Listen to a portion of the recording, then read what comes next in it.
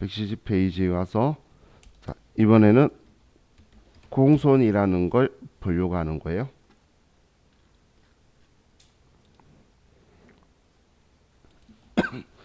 공손은 어렵지 않기 때문에 개념만 정확하게 여러분들이 체크를 하시면 뭐 계산보다는 글로 하는 문제가 더 많이 나오고 계산 문제는 보너스 문제예요. 거의. 자, 공손은 우리 물건 만드는데 뭐 없어지거나 그런 게 아니고 불량품을 이야기하는 거예요. 공손은. 그럼 이 불량품이라는 건 그 회사가 물건 만들었을 때 원하는 성능에 그 미달되는 품들을 우리는 공손품이다라는 표현을 쓴다라고 보시면 돼요. 자, 그럼 주의할 점이 얘는 작업 폐물이나 아니면 부산물이 아니라는 거예요. 작업 폐물은 우리 그 찌꺼기들 있죠. 스크랩이라고 말하는 그런 거고, 부산물은 우리가 그 찌꺼기와 비슷하긴 한데 만들면서 나오는 찌꺼기가 아니고 우리가 뭔가 만들면서 부수적으로 발생하는 것들이 있어서 거기에 판매적 가치가 있는 것들을 부산물이라고 그래요.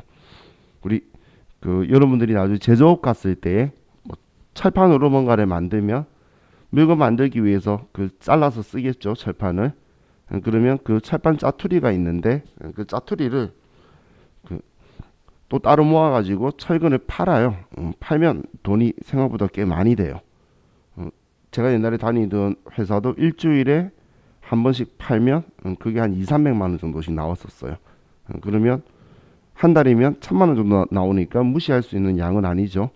그래서 이 부산물들은 그 영업의 수익으로 처리하는 회사도 있고 부산물 매출이라고 해서 영업 수익으로 처리하는 회사들까지도 있을 만큼 얘는 불량품 그런 개념이 아니라는 거예요. 그래서 얘 둘이는 서로 아예 성격이 다른 거고, 공산품은 뭐냐, 우리가 만들었는데 우리가 원하는 물건의 성능에 미달하는 것들을 공손품이라고 그래요. 그럼 이 공손은 정상 공손과 비정상 공손으로 둘로 나누게 돼요. 우리 과거에 공부했던 그 감모 손실하고 느낌은 비슷하실 거예요. 근데 감모 손실은 없어진 거고 공손은 없어진 건 아니고 만들었는데 불량품이 난 거예요. 그래서 이 정상 공손은 우리가 그 원가성을 인정하기 때문에 정상 공손은 얘는 매출 원가로 처리를 할 거고, 비정상 공손은 원가성이 없기 때문에 영업외 비용으로 처리를 할 거예요. 정말 비슷하죠, 느낌이. 이 정상공손에 대한 개념을 이렇게 생각을 하셔야 돼요. 이 정상공손은 효율적인 작업 환경 속에서도 발생을 하는 거예요. 그래서 어쩔 수 없다라고 느낌을 가지는 거예요. 그럼 우리 회사는 항상 예를 들어 100개의 물건을 만들었는데 100개 중에 2개가 항상 불량이 나는 거예요. 항상. 그러면 2%의 우리는 정상공손이 발생한다는 생각에 100개 만드는 물건에 그 비용들이 다 들어가지만 완성품은 98개로 생각을 해서 계산을 할 거라는 거예요. 그러면 이 불량품에 대해서 원가성을 인정할 거라는 거죠. 그런데 비정상공손은 비효율적인 작업 환경 속에서 발생하는 거예요. 우리가 뭔가를 실수한다든지, 전자제품 만드는 회사인데 전기가 내려간다든지, 과거에 한전이 그 하이닉스에 엄청난 돈을 배상한 적이 있었어요. 한전이 전기가 끊겼는데, 근데 반도체는 전기가 끊겨버리면 그 부분 멈추는 게 아니라 그 생산 중에 있었던 거는 전부 다 폐기해야 되나 봐요. 근데 자체 보조 전력이 있었는데 그 들어오는 시간이 몇 시간인가 있었는데 그 안에 한전에서 공급을 다시 못 해가지고 그때 하이닉스의 주가가 거꾸로 상승했어요. 그거 다 못 팔 거라 그랬는데 한전이 다 부상해야 돼가지고 그런 것들이 비정상 공손인 거죠. 그런 식으로 정상 공손, 비정상 공손이 있는데, 자, 이 비정상 공손은 어떻게 계산하냐면, 정상 공손은 뭐 주로 일반적으로 완성품의 몇 퍼센트인 공손 정상 공손율을 계산할 거예요. 그런데 비정상 공손은 공손품 빼기 정상 공손을 빼면 비정상 공손이다라고 되게 돼요. 자, 이게 무슨 말인지 간단한 예를 가지고 보면, 자, 항상 제공품이라는 계정, 물건 만드는 단계에 있는 게 제공품 계정이에요. 그러면 기초, 착수, 기말, 완성 이렇게 분류가 되었을 때, 자, 기초가 예를 들어 1000개고 착수를 2000개 한 거예요. 그럼 이 3000개가 있는데 기말이 1400개 남았어요. 그럼 우리는 완성을 1600개 해야지 정상이겠죠. 그런데 1400개만 한 거예요. 그럼 우리는 항상 이 둘의 합은 일치해야 되는데 지금 200이 모자라다는 걸 알겠죠. 그럼 이때 우리는 공손품이 200이 발생했다고 찾는 거예요.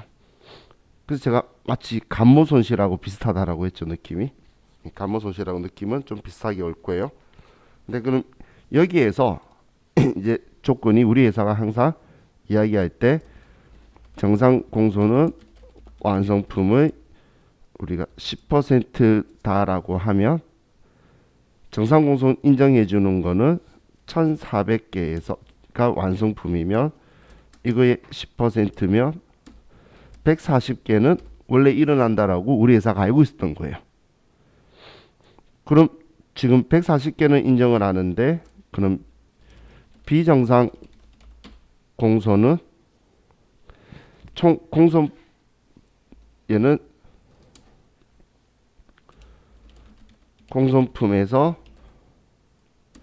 정상 공손품을 제외한 게 비정상이라고 그랬죠. 그럼 공손이 발생한 게 200개고 비정상이 정상이 140개니까 그러면 60개가 더 발생한 이거는 효율적인 작업 환경이 아닌 상황에서 뭔가 실수로 더 발생했다는 거예요. 이게 지금 제가 위에 적었던 이 표현인 거예요. 그럼 비정상 공손 구하는 방식은 간단하죠. 그래서 여기에서 시험에 완성품을 안 알려주고, 예를 들어서 얘를 안 알려주고 비정상 공손품을 물어보는 경우가 있어요. 이걸. 근데 기말 제공품 수량이랑 공손품 수량을 알려주면 우리가 더하기 빼기 하면 얘가 1400이라는 거 알 수 있잖아요. 그죠? 그럼 이 1400에 10%면 140개인 거 아니까, 그러면 200개 공손 난 거는 알려준 거니까 140개 빼면 60개라고 우리가 구할 수 있다는 거예요. 자, 이게 우리 공손품에 대해서 수를 세는 거예요. 그래서 계산 문제가 나오면 제가 쉽다고 말한 이유가 이것 때문에 쉽게 문제는 잘 풀어요. 자, 그런데 이제 말로 하는 것 중에, 자, 이걸 좀 볼게요. 자, 기말 제공품이 지금 아직 다 만든 게 아니죠. 그래서 자, 얘가 완성도가 있는데, 자, 완성도가 예를 들어서 30%까지 완성을 했다라고 볼게요. 그럼 30%까지 완성을 했을 때 지금 우리 불량품이라는 건 불량이다 아니면 완성품이다라고 말하는 불량품 검사 시점이 있겠죠. 불량품인지 양품인지를 검사를 해야 알 수 있을 거잖아요. 그러면 우리 불량품 이 글자는 생략하고 표현할 건데 검사 시점이 있다는 거예요. 그럼 우리 검사 시점을 공정 50% 지점에서 불량품 검사를 한다라고 볼게요. 자, 그럼 불량품을 50% 시점에서 한다라고 하면, 자, 지금 비정상 공손인 이 60개는 얘는 영업의 비용으로 처리를 해버리면 되는 거기 때문에 얘는 신경을 쓰는 게 아닌데 지금 얘가 매출 원가에 포함할 거잖아요. 포함할 건데 이걸 올해 불량품이다 아니면 내년에 불량품이 포함되었다라는 걸 판단해야 된다는 거예요. 그럼 지금 여기에서 한번 여러분들이 생각을 해보면 지금 완성도가 30%인 이 기말 제공품은 불량품 검사를 받은 적이 있나요? 없죠. 지금 아직 30%밖에 안 만들었으니까 불량품 검사기까지 안 갔다는 거예요. 그렇기 때문에 이런 경우에는 우리 공산품은 모두 완성품에서 발생했다고 보는 거예요. 여기에서만 발생한 거죠.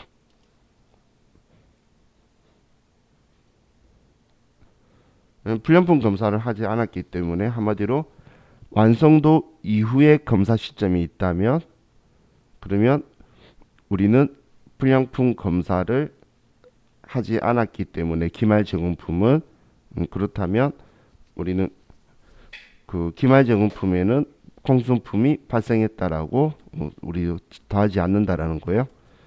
자, 그런데 우리 검사 시점이 자, 예를 들어서 공정 20% 지점에서 한다라고 하면 지금 우리가 기말 제공품 완성도가 30%인데 20% 지점에서 검사를 한다면 기말 제공품도 불량품 검사를 한 거죠. 그죠? 30%까지 갔으면 검사하고 계속 진행하고 있는 거잖아요. 그렇다면 이 공손품 140개는 완성품에서만 나온 게 아니고 이때는 이 공손품은 우리 완성품과 기말 제공품에서 같이 발생을 했다는 거예요. 이 두 군데에서 다 발생했기 때문에 이 두 군데에다가 서로 분배를 해줄 거예요. 두 군데에다가. 그런데 검사를 기말 제공품이 안 했다면 여기에서만 발생했으니까 완성품에만 140개를 다 넣어줄 거란 이야기고 그런데 기말 제공품도 검사를 했다면 우리는 완성품과 기말 제공품의 비율대로 분배시켜 줄 거예요. 그래서 일반적으로 제가 시험에 나오면 이렇게 한번 써보라 그래요. 글로 적혀 있으면 느낌이 잘 안 오기 때문에 이렇게 집어넣고 줄을 먼저 기준을 잡아 놓고 자, 이 지점이 이제 검사 시점이에요.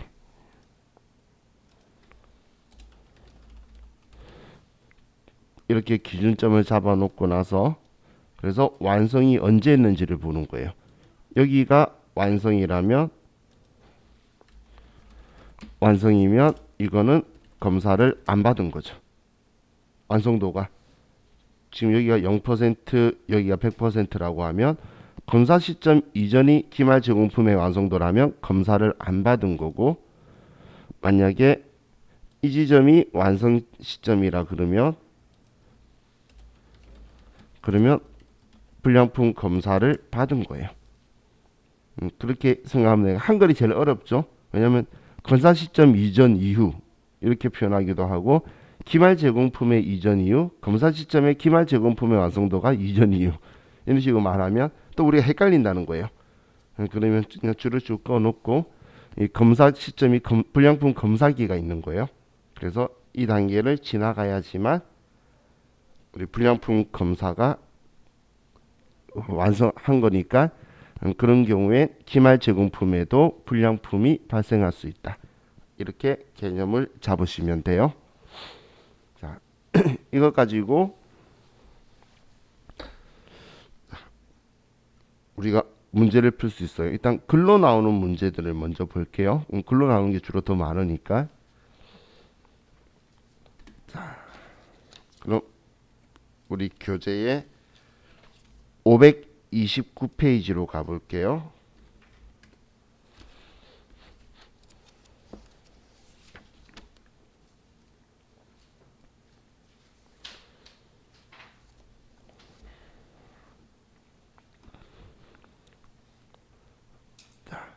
10번 문제예요. 자, 다음은 공손 원가에 대한 설명이다. 틀린 것은, 자, 공손인데 비정상 공손은 비효율적인 작업 조건으로 발생한다. 비효율적일 때에 뭔가 실수나 과실이 발생했을 때에 나오는 거니까 1번은 맞는 말이죠. 자, 그럼 비정상 공손 원가는 회피 가능한 원인이며 영업외 비용으로 처리한다. 우리가 실수하지 않으면 비정상 공손은 발생하지가 않겠죠. 그래서 회피 가능한 원인이고 영업외 비용으로 처리할 거고, 정상 공손은 회피 불가능한 원인, 뭐 항상 이렇게 나오더라라고 생각하는 거니까 효율적인 작업 조건에서도 발생을 하는 거예요. 자, 그럼 4번에 정상 공손 원가는 단기의 검사 시점을 통과한 양품에만 배부하며 영업외 비용으로 처리한다. 자, 통과한 양품에만, 검사 시점을 통과한 거에만 배부한다라고 했으니까 이 표현까지는 정확한데 영업외 비용으로 처리한다라고 해서 틀렸죠. 얘는 정상공손이잖아. 정상공손은 매출 원가로 처리한다라고 했죠. 그래서 4번이 틀린 답이 되겠네요.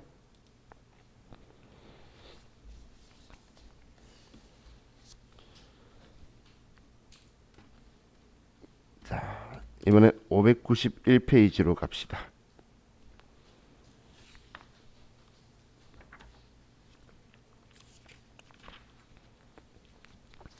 591페이지 10번.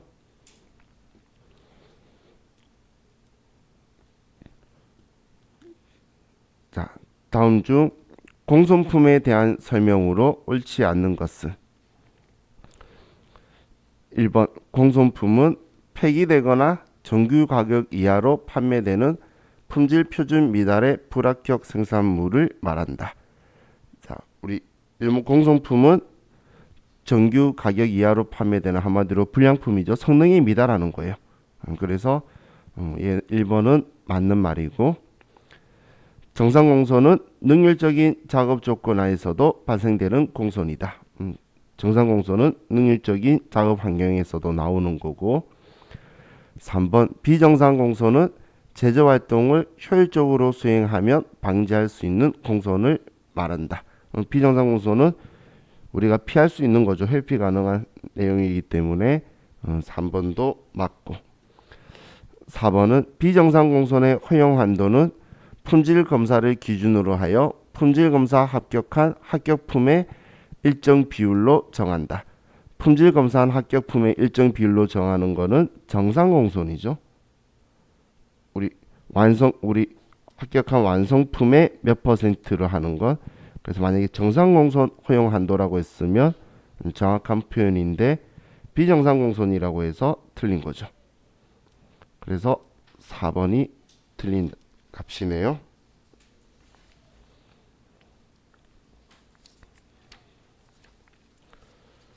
다음 638페이지. 자, 638페이지 9번.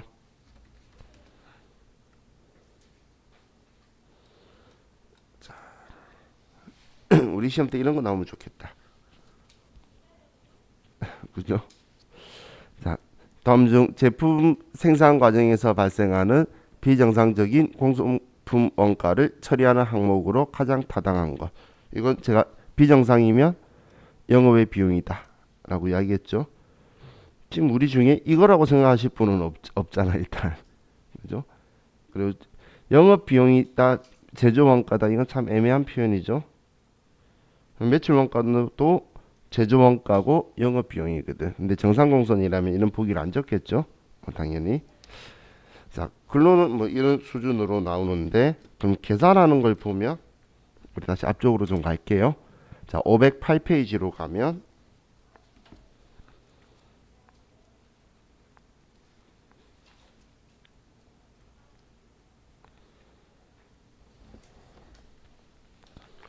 자, 10번 문제예요. 508페이지에 10번. 자, 다음 자료에 의하여 정상 공손 수량을 완성품의 10%라고 가정할 때 비정상 공손 수량을 계산하면 자, 이렇게 나오면 여러분들은 그냥 T 계정을 먼저 한번 생각을 긋고 그리고 기초, 착수, 기말, 완성 이렇게 생각을 해서 이 숫자들을 먼저 채우는 거예요. 950개, 6200개, 기말은 1500개, 완성은 4750개.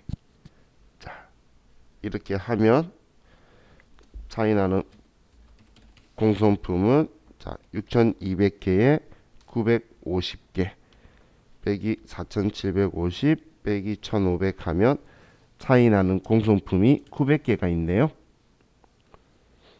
그죠? 그럼 공손품이 900개고 그럼 정상 공손은 완성품의 10%라고 했으니까 그럼 475개겠죠?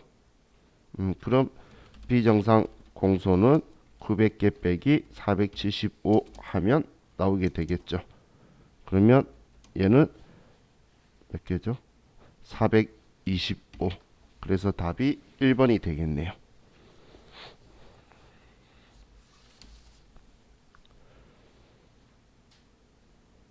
자, 한솔씨 이해 갔나요?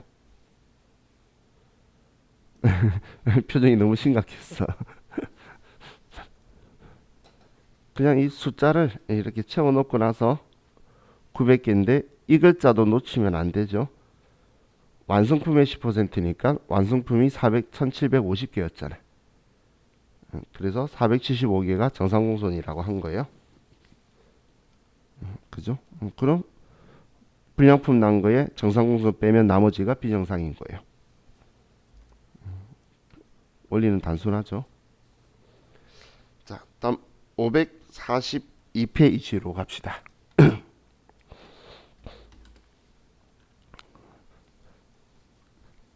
자, 10번 문제. 다음 자료를 이용하여 비정상 공손 수량을 계산하면 얼마인가? 단 정상 공손은 단기 완성품의 5%로 가정한다. 자, 이번에도 보면 기초가 200, 착수가 800, 완성이 900, 기말이 50개. 그럼 공손품 수량은 1000개인데 950이면 50개가 불량이 난 거죠.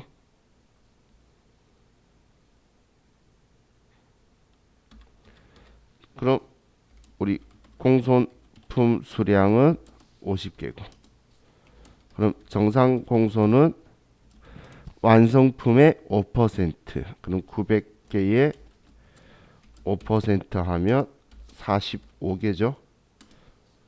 그럼 비정상 공손은 50개에서 45개 빼면 5개. 그래서 답은 1번이다. 이렇게 나오는 거예요.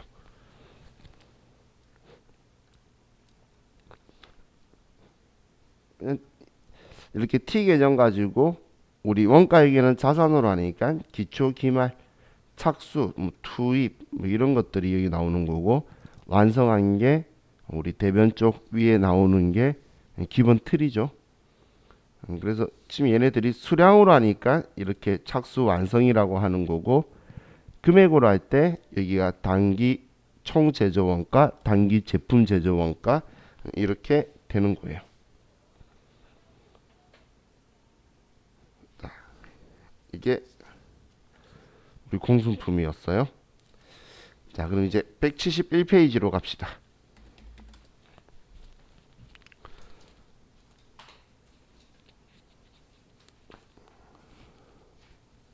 자, 결합원가 계산.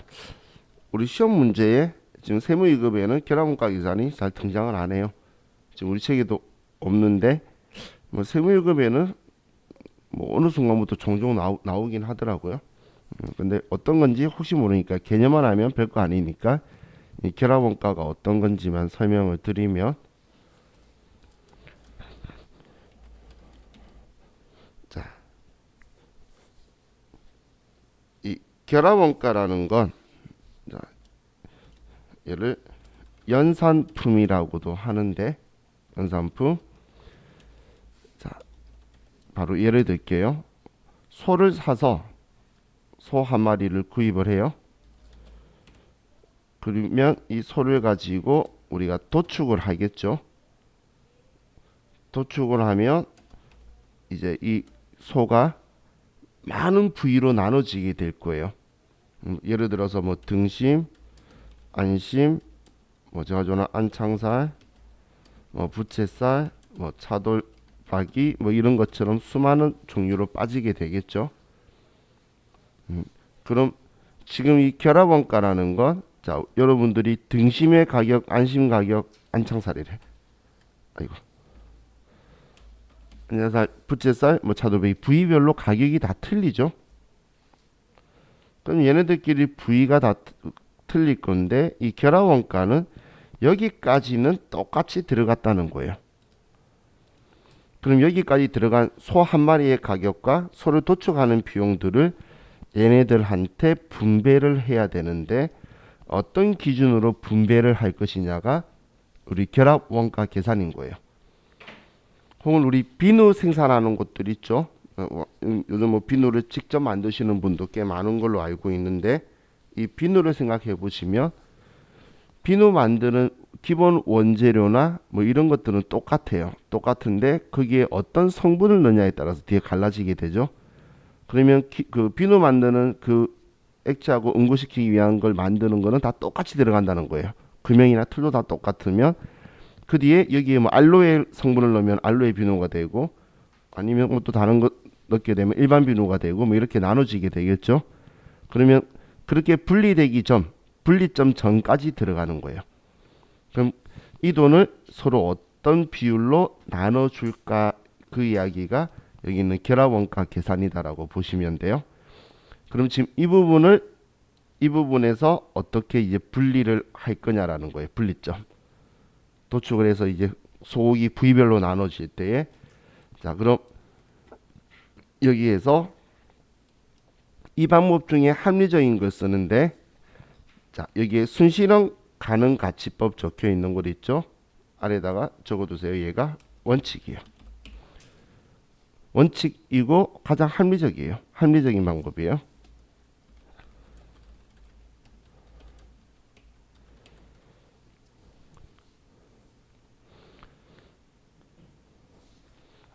그럼 순실현 가치라는 건 순자가 붙었다라는 건 우리가 뺄 건 다 뺐다는 이야기잖아. 그죠? 순자가 붙었다는 건 뺄 건 다 뺐다는 이야기죠. 그래서 순실현 가능 가치 얘가 만약에 계산하는 문제로 나온다면 우리 세무일권에 나온 적은 없어요. 세무일권 자주 나오는데 판매 가치에다가 판다는 가격을 줄 거예요.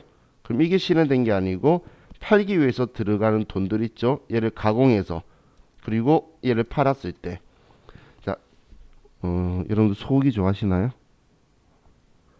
좋아하시는 분은 알 수 있는데 저는 무진장 좋아해서 안창살이 우리 1인분에 3, 4만 원 넘는 곳이 있고 1, 2만 원은 곳이 있어요. 같은 한우인데도 1, 2만 원대가 있고 3, 4만 원대 파는 데가 있는데 그 안창살이라는 부위는 왜 그렇게 가격 차이를 내냐면 사람이 직접 자르는 거에 따라서 고기 육즙 맛이 틀려요. 아예. 그러면 그걸 기계로 가공을 하면 싼데 안창살은 그 부위가 작기 때문에 그 우리 흔히 말하는 백정이라고 말하시는 분들 있죠. 그 직업 가지신 분들이 그걸 자기들 기술로 잘 자르는 것들은 비싼 가격을 받아요. 그럼 그분들 전용으로 가는 곳에서는 잡았으면은 추가 가공비가 높을 거라는 거예요. 그럼 추가 가공비하고 이 판매할 때에 또 그 비용 되는 것들이 우리가 부담한다면 비용이 들겠죠. 그럼 이런 것들을 뺀 게 순실현 가능 가치인 거예요. 근데 안심이나 등심이라는 그 부위의 특징은 뭐냐면 칼로 자르나 사람이 자르나 맛이 똑같아요. 그거는 추가 가공비가 들지 않아요. 그렇기 때문에 여러분들이 그 알고 있는 뭐 호주나 미국 사람들이 등심을 많이 먹는 이유가 기계가 짤을 잘라도 똑같거든. 사람이 자른 거랑 그냥 두께의 차이만 있는 거 그러니까 그 사람들이 대중적으로 많이 먹는 거예요. 그런 거는 추가 가공비가 작게 들어가게 되겠죠. 그래서 그럼 우리는 추가 가공비나 이런 판매비를 뺀 게 순실현 가능 가치로 해서 그래서 얘를 이제 그 비율로 안분하는 게 원칙인 거예요. 그럼 이게 물량기준법이라고 적혀 있죠. 물량기준법이 제일 비합리적인 방식인데 비합리적 방법인데 이 방법자는 가리니까 그래도 아시겠죠? 비합리적 방법인데 근데도 왜 이런 방법을 쓰냐면 처음 본 거야. 도대체 얘가 얼마짜리인지를 모르겠는 거예요. 모르겠는 경우에는 당연히 물량으로 그냥 많이 나오면 그냥 비율대로 가는 거니까 많이 나온 건 뭐 많이 가져가고 왜 분리시키기 전까지 뭔가가 많이 들어갔을 거잖아. 우리 인건비든 시간이든 뭐 양 많으니까 많이 했겠죠. 그런 물량 기준하는 게 가장 비합리적인데 근데 왜 이 방법 썼냐면 순실현 가치를 모른다면 얘가 얼마에 팔리는 건지 모르는 처음 본 거라면 물량 기준법을 할 수밖에 없겠죠. 어떻게든 서로 다른 여러 개가 분리가 되는데 얘한테 얼마씩 넣어야 될지 모르니까 이게 작업 많이 했어. 그럼 많이 분배하고 작게 했어라고 하면 작게 분배하는 거예요. 가장 어정쩡한 게 판매가치법이에요. 얘는 정말 우리 판매가치 이것만 가지고 하는 거기 때문에 가장 지금 제 개인적으로는 우리 이론상으로 얘가 제일 비합리적이라 그러는데 얘가 제일 비합리적이에요. 그죠? 지금 현대 시대는 뭔가의 가치를 인정하는 거기 때문에 판매 가치가 아니라 그 가공을 해서 그 가치를 상승시킨 게 실현되는 금액이죠. 그래서 이걸로 시험 문제가 나온 적은 없어요. 계산하는 것도 그리고 계산하는 문제는 세무이것도 온통 이걸로만 해요. 왜 이걸로만 하냐면 사람들이 이거 잘 안 빼거든. 뒤에 걸. 그럼 이걸 뺀 금액을 옆에 적어 놓고 그럼 한 개당 단위당 주면 단위당 금액에다가 얼마만큼 생산되는지를 각자 다 곱해주면 그 금액이 나오겠죠. 그럼 그 금액으로 안분하는 거예요. 지금 방금 제가 소를 예를 들었으니까 도축까지 들어갔던 모든 돈을 안분해서 서로 나눠주는 거예요. 그런 방식이 결합 원가, 연산품 원가 계산이다. 이런 표현을 하는 거예요. 그래서 이 분리점이 공통으로 들어가서 이제 서로 부위별로 나누는 지점. 근데 비누 가지고도 종종 옛날에 시험 문제 나왔었어요. 비누 가지고 그 뭐냐 고급 비누, 일반 비누 그 전까지 얼마 들어간다. 뭐 그런 식으로 좀 많이 나왔었어요. 자 이렇게 하면 저와 같이 이제 우리 책에 있는 모든 진도는 끝났어요. 책에 있는 것. 그래서 자 우리 아직 연말정산에 대해서 더 보고 싶은 것들도 있고 하죠. 그래서 우리 이 다음 시간은 자 지금 이제 이걸 준비를 할게요. 자 우리 그 제가 교재 드렸던 거 AT 교재 있죠? TAT 2급 교재.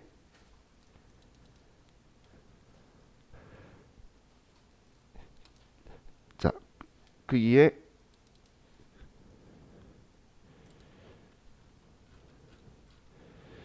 2부 2장을 2부 2장 가지고 볼 건데 우리 2부 2장 있죠? 이거 가지고 볼 건데 자 우리 데이터를 깔끔하게 초기화를 시킬게요. 왜냐하면 전에 여러분들이